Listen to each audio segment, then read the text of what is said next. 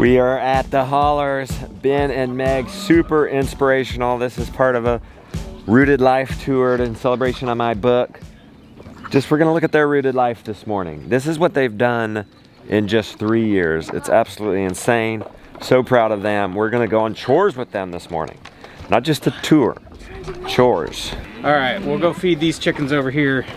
They're staring in the house, glaring, because we're a little bit late. Where'd you get the compost and how much you have to pay for it? That's a local place in town, and you don't want to know.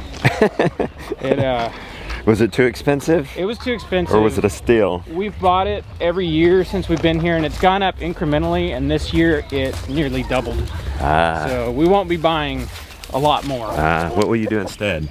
Well, the plan is to just make enough compost, but in this stage where we're putting everything in, we can't make enough right now. Yeah. I'm sure we will eventually. I get it. No homestead shame coming from me, my man. Oh man, we got It's kind of janky. What is this? This is my, almost got you. You've got a rod attached to that. Yeah, it's a work in progress, but And this is electrified. Yeah, so I've taken to running my electric up where I'm not gonna run it over or snag it with the lawnmower. Yeah. It works okay. It either needs to go higher or subterranean. I like it. It works. I've got a great big energizer, and keeping everything up. This fence hits so hot. I respect it now because if you forget and try to step over it and it hits you, that's brilliant, man. Your life flashes before your eyes. That's a good start, as opposed to like burying it in the ground with a coated wire. We're starting to rotate the cow and the chickens again. Watch out, chickens.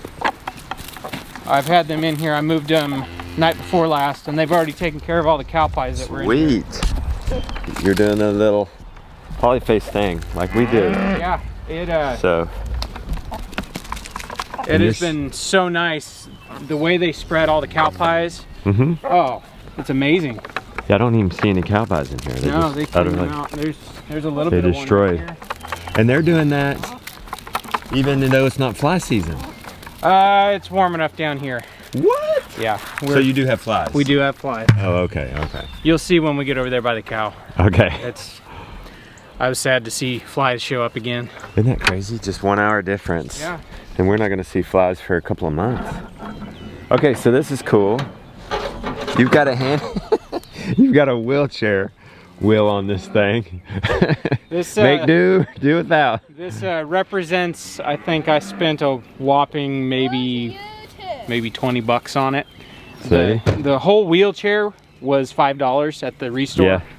Yeah. And what else have you used those parts of the wheelchair for? Really just the wheels. I bought the wheelchair just for the wheels. Nice. What did you just show us? You got eggs? I got 1 egg. Nice. We must have missed it. Nope. And what the golf balls for? Tell the people what you're using the golf balls for. If you put something in there, you can get fake eggs, or you can put a golf ball in there. It basically shows them, hey, that's a nest. And you can encourage them to lay their eggs in there. We keep adding to this flock. We keep hatching eggs and stuff like that. And so the plan was we hatched 3 batches last spring. The first batch would start laying, early fall, and then the next batch a little bit later. And then in theory, we'd have eggs all through winter. Nobody laid a single egg. This was the great egg drought of 2021. It happens sometimes. They're all laying again now, but it was kind of rough there for a minute. Nice. You've got a little hitch for your scag, it looks like. It looks like you certainly move this by hand. Most of the time, that's what I do. I just pick it up and move it. It's not real bad, but for like the bigger moves, yeah, I just hook it up. Hey, you want to speak to this handle? Worth it or not? They're great when they're new. After you've carried around a lot of stuff, they start breaking, and then the thing will pinch you and smash your hand when you pick it up. These are our breeders. Nice. That don't breed. We've had them together pretty much full time. I'll wait till I see them mating, and I'll separate them. Some of the things that can happen is if you have a real aggressive board, they'll basically cause the female to abort, and so I wondered if that was something going on. I've found I really like the heritage breeds that are like the bigger ones, like Hampshire, Berkshire, Old Spot, stuff like that. They grow really fast, the meat tastes great, and they have good personalities. These ones, I can't get in here with them. I have tried to handle them. Yeah, Bubbles, our boar, if she's in any kind of heat, you do not get in here. He'll bite your leg off. So they're gonna be 100% today on food scraps. 100%. We actually... Nice. Meg's been doing enough cooking to where we have a lot of scraps. How do you know how much to feed them is enough? How do you know it's enough? Generally, I go off of how much protein's in here. And we've got a lot of chicken wings and chicken bones in here. Okay. There's also a lot of, looks like beans. Half a bucket is not enough for these 2 pigs. Full bucket. Full bucket. How do you know when it's not been enough? They growl at you? Get some squealing, get antsy. These are our American guinea hogs. I love guinea hogs. Yeah. They were our starter pigs, and these ones were born here. All of the rest have moved on to colder pastures. And these are the 2 females. We're looking for a boar right now. We're gonna stick with them. The way we feel about them, we're always gonna have at least 1 or 2 guinea hogs on the property. And why is that? What's your chief reason for liking them so much? They're so gentle. They have great personalities. Honestly, it's like having a couple dogs. Yeah. That's what they feel like. Dogs that oink. Come on. And you can totally get in here. Yeah, these ones, the only way they're gonna bite you is if you lay down. Have you tried that? Most of the time, if there's no food involved, they're pretty gentle. They're about done with this spot. So what are you doing with this spot? How are you using them in this spot? For those that don't know, or haven't been here before. So this is what was impenetrable forest. Yes. You saw I remember this. You saw it when we got here. You couldn't walk through here. So like over there, that's what this looked like. That's just a thicket. Yeah. It's absolutely impossible to walk through, and it takes so long to clear it. Well, what I found is if you can clear a perimeter, put a fence in, and park the pigs, as you can see, they're rototilling everything. Yeah. They're eating the greenbrier tubers. If there's any kudzu in here, they love kudzu. You've got grass sprouting up over there. Yes. From area that they've been in. Isn't that crazy? See that? You can see that. And now, eventually your cow will come here, won't she? After we thin it out a lot more. This bucket's sealed, I noticed. There's no lid. You just have to keep this off so that you can have suction. Yeah. It doesn't create a vacuum. And you just screwed right into that plastic too. You didn't even have to do an adapter. I've got the bulkhead adapters just in case they rip these out, but these ones are so gentle. They haven't ruined a water. I've heard that pigs will hit that nipple and create a wallow, but mine haven't really done that yet. No. I've been doing it for a few years. I think the thing I found, as long as the pigs have something to do, they don't tend to really break their environment. And look at this brand new, this is ice cream grass right here, Ben. Yeah, this is good stuff. This brand new green stuff that was not here. I think what's funny, you can see this little ridge right there. That I had the fence. Right in here, the pig fence. Yeah. And they rooted up against it. And what's funny is all in this ridge, strawberries come up. Yeah, they're starting to come up already. And these strawberries get bigger than any of the other wild strawberries. That's neat. Yeah. Because Joel Salatin has spoken about this, using pigs to create a little swell. Or a little, what do you call it when you build a garden into a hill? A terrace. Terrace. Yeah. To do some terracing. Hey, we picked up Meg. Yep. Meg and Liliana. And Henry and Rebecca. It's always nice doing somebody else's chores. Ben and Meg are probably looking around and seeing the to-do list. And I'm just hearing the birds, seeing the new things, learning stuff. Daisy, are you a big pet? She is a big pet. She's kind of bossy though. She's like really bossy. Is she? Kind of bossy. She I got between, she's out here fussing at us, I hear. I got between her and the feed bowl yesterday and she crushed me against the stanchion. It was just like, Look at this. He just leads her in with a halter. There's some advantages and disadvantages to a tame cow. You already spoke to one of the disadvantages. It's kind of like a big, it's like 1,200-pound pet dog. 1,200-pound dog that doesn't realize she's 1,200 pounds. Yeah. When she steps on your foot,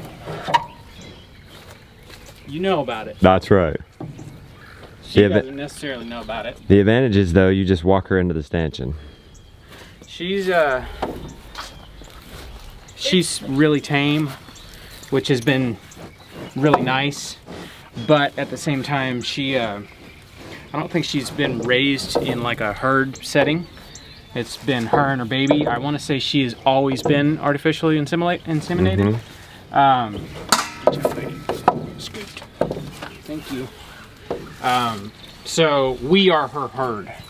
Yeah. We are the. So she's like, come and be with me. Yeah. I want you. She's getting a spa treatment right now. If the aliens come, they'd wonder who's in charge. Us or the cow? Definitely the cow. So how has that changed things now that your life actually has to revolve around this cow? I mean, not a ton has changed, but we don't like up and go to Florida or anything. No traveling around to 46 states. No. Not anymore. Girl. It's been different. Whereas with, all of your other animals, you are responsible. With a cow, she can't wait. Yeah. So that's kind of been interesting, but we're only milking once a day. She keeps the calf all day long. If we need a day off, we'll just leave the calf on her. It's been a little bit of adjustment, but it hasn't been that bad. Have you had any moments like, oh my goodness, what did we do? No. I think so, no. No, we've... What's the trick to building up to a cow then? Talking yourself into it? Yeah, talking yourself into it. One of the hard things has been running out of grass and realizing, we have to buy hay and all that. But the grass is starting to grow again, so we're getting back to where we were. It's weird, like all you have to do is give her, shelter and water and milk her. Yeah. And she takes care of the rest.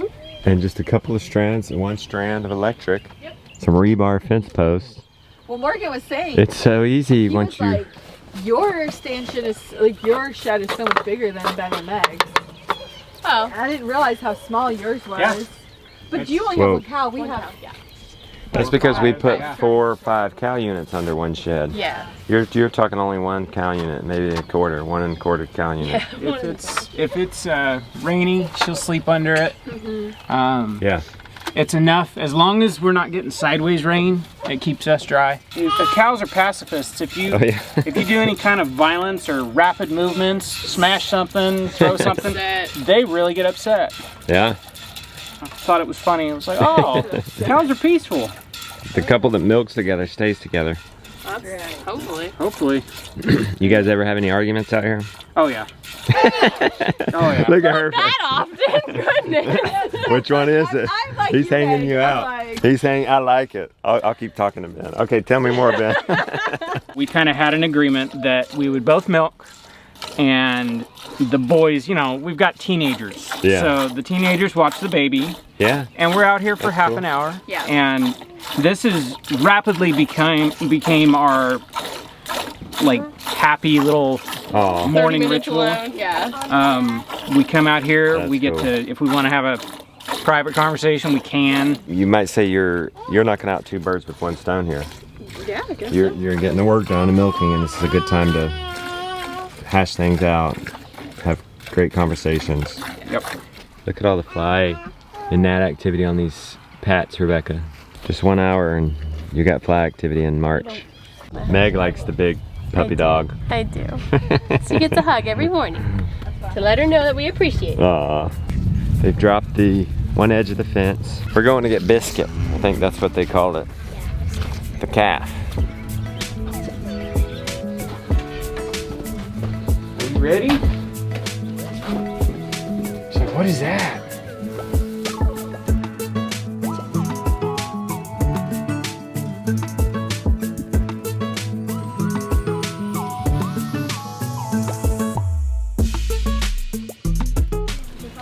are you having her do? Get her to let down. Oh, you gonna milk her some more? Yeah, we get the hind milk. She's holding it back on you, huh? Oh yeah. We've been doing this since we got him. Sometimes she'll let down as much as we just milked. So we got probably 1.5 gallons. We, not lately, but for a while we could get another 1.5 gallons. And this stuff will be super creamy. Dang. Sweet boy. Poor sweet boy. He is. He's kissing me all up. He's your dinner next year, right? Yep. So what's that gonna be like, Meg? You're cuddling with them? I mean, we enjoy our animals and we get connected to our animals, but they do, I mean, that's their ultimate purpose, is feeding us. Yeah. So we just are happy to give them the best life, and then they serve us later. Yeah, and you'll do it here on the farm, won't you? Yeah, we will. Yeah, that's Be the plan. super humane, peaceful. Yep. Yeah, he won't have to go anywhere. You got 1 gallon and 2 3/4. 2 1/4 almost. We got 2 1/4? Yeah, almost. Oh, nice. What are you gonna do with all that milk, Ben? Latte. Well, here's an example. I'm Oh. gonna make a latte. He come and asked me if I want a latte. I'll take what you're giving me, Ben. What do you make with this, Ben? Meg? Cheese a lot of times.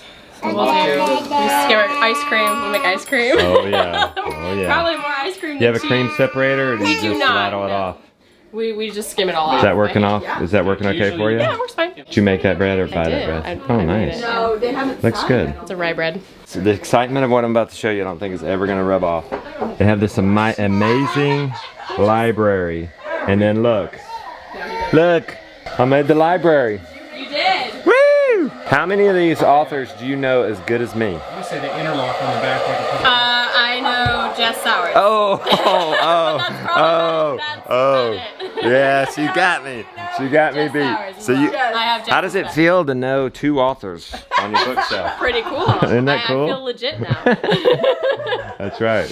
I'm 1 shelf away from William Shakespeare. Come on now. I'm right next to Wild Garlic, The Cabin Full of Food, The Family Garden Plan. I like it. Ooh, The American Boy's Handybook. I really like it.